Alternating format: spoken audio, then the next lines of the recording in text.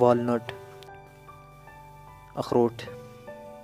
अखरोट जंगलेंडिसियाई ख़ानदान से ये ताल्लुक़ रखता है। ये दरख्त, इसकी काश्त एशिया और यूरोप में होती है, और हमारे यहाँ पाकिस्तान में शुमाली इलाका जात में ये बकसरत पाया जाता है। इसकी लंबाई 45 मीटर तक होती है, और हमारे यहाँ जो पाया जाता है वो ज़्यादातर जंगली अखरोट है। जंगली दरख्त काश्त किए जाने वाले दरख्त से ज़्यादा लंबा और पतला होता है, और ये यकम अप्रैल से मई के दरमियान ये खिलता है।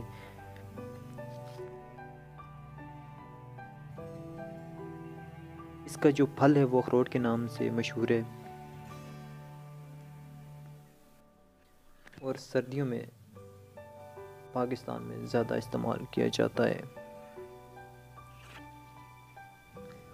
तबई अतबार से अखरोट इंसान के लिए बेहद मुफीद है,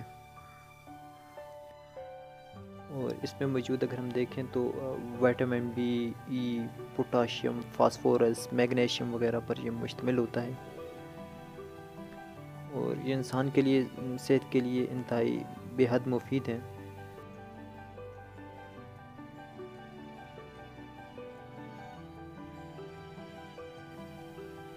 अखरोट में जो होता है 70% चर्बी के मवाद, 18% प्रोटीन, 3% कार्बोहाइड्रेट पर अखरोट मुश्तमिल होता है।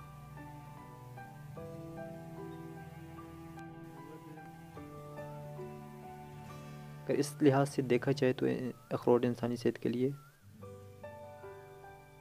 एक बेहद मुफीद चीज़ है। तिब में भी इसका इस्तेमाल होता है, और दरख्त की पत्तियों से एक दवा तैयार की जाती है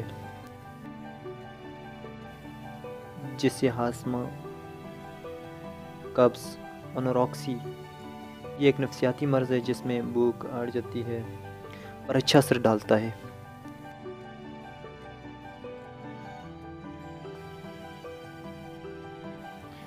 एक मशहूर जड़ी बूटियों के माहिरा मारिया टर्बन ने अपनी किताब में लिखा कि अखरोट की पत्तियों से ज़ियाबतीस और अल्कोहली अतिजात जिगर के इलाज के लिए बेहद मुफीद है।